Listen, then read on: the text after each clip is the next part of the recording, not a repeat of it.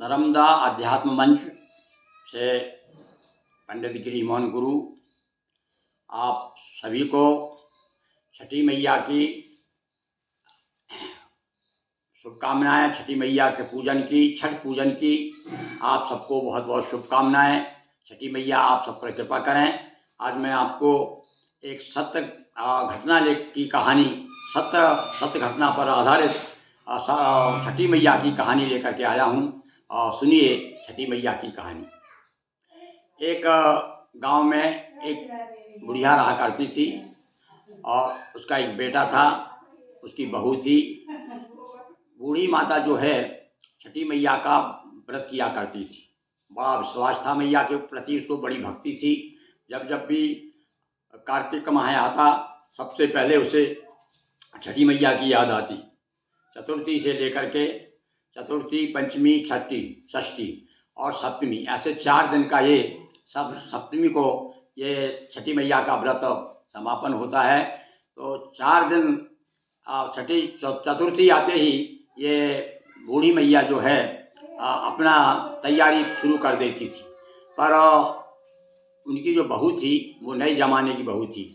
वो कहती थी कि माँ ये सब अंधविश्वास है, इससे कुछ नहीं होता।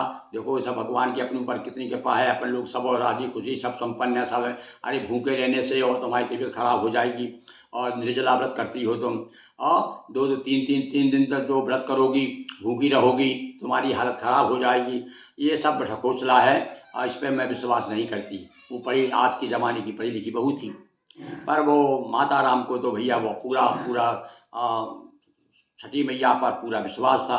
और बचपन से शुरू से ही वो जब से शादी वो करा के आई थी, उसने कहा कि बहू तुझे नहीं मालूम, जब मैं शादी करा के आई थी तो मेरे 2-4 साल तक और बहुत समय हो गया बच्चे नहीं हुए मेरे यहाँ, तो मैंने छठी मैया की पूजन की, आराधना की, उनकी कृपा से आज तेरा जो पति है वो पैदा हुआ।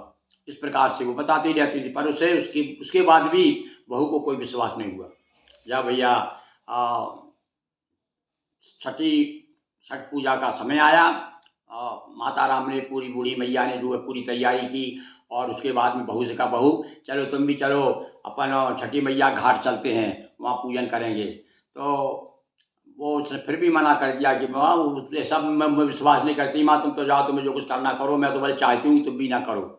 पर बाद में जब लड़के ने समझाया कि नहीं भाई तू ऐसा कर, तेरा विश्वास नहीं है भले ही, पर तू माता राम का साथ दे, अपनी माँ सासू के साथ तू भी जा देख कहाँ क्या होता है। अरे मेला भरता है वहाँ पर, कितने लोग आते हैं, छठी मैया के घाट पे कितनी पूजा होती है। इस तरह उसे समझा बुझा करके साथ ले गया और वहाँ जा करके वो खैर मन इच्छा नहीं थी उसकी, पर अनिच्छा से वो अपने सास के साथ में और वहाँ चली गई, छठी मैया के घाट पे गई।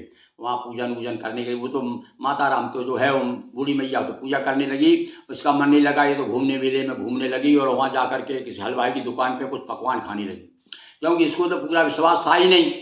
देखिए नए ज़माने की थी। अब इस बीच में क्या होता है कि उसका लड़का उससे ढूंढते ढूंढते उसको इधर उधर आता, देखता है कहाँ गई। उसके बाद वो घाट पे जाता है और घाट पर जा करके उसने चलो ठीक है मैं फिर ढूंढूंगा, नहा लेता हूँ। और जो ही वो उसमें उतरा, पानी में उतरा, डूब गया वो। अहो अल्लाह मच गया पूरे मेला में, अरे क्या हुआ, एक कोई आदमी डूब गया, एक आदमी डूब गया। अब जो बुढ़िया ने सुना, अरे मेरा बेटा डूब गया। अब जाके दहाड़े मार रोने लगी खूब। छठी मैया की याद, हे मैया मैं तेरा बड़ा व्रत जन्म से व्रत कर रही हूँ और मुझसे क्या गलती हो गई और क्षमा करना। और खूब जाके रो कर घाट पे जाके रोने लगी खूब। इधर सब पता चल गया, इसको भी पता चल गया, अरे कौन कौन डूब गया। जब जाके घाट पे आई पता चला, अरे मेरा पति ही डूब गया। तब तो ये भी बड़ी दुखी हुई और ये भी चिंता कर। और उसने कहा आके, ये भी फिर कह लगा, देखो माँ मैंने कहा था तुमसे ये सब ढकोसला है, तुमने ये क्या किया, पूजन किया और अब ये मेरे पति जो है चले गए। इसका विश्वास मतलब कहना चाहिए फिर भी विश्वास नहीं हुआ इसको। और जब सारे लोग जो है इकट्ठे हो गए हजारों संख्या में, तब वो डूब गया वो, तो सब लोग दुखी हो गए। सब ने फिर मिल करके भैया प्रार्थना की मैया की, छठी मैया की कि मैया हम देखो आपकी कृपा के लिए हम यहाँ सारे लोग आए हुए हैं, जब बड़े भक्तिभाव से पूजन करते हैं, और हे छठी मैया तुम कृपा करना, ये बूढ़ी माता जो कितनी व्याकुल हो रही है, देखो बेहोश हो गई, दुखी हो रही है, इसको ज़रूर आप लज्जा रखो, इसको रक्षा करो इसकी। तब जा करके ऐसे एक लहर आती है और वो लहर में वो लड़का जो डूब गया था उसका वो आ जाता बाहर और जीवित निकाल आता। सारे लोग जय जयकार करने लगते हैं कि अरे को छठी मैया ने कृपा कर दी, छठी मैया ने कृपा कर दी।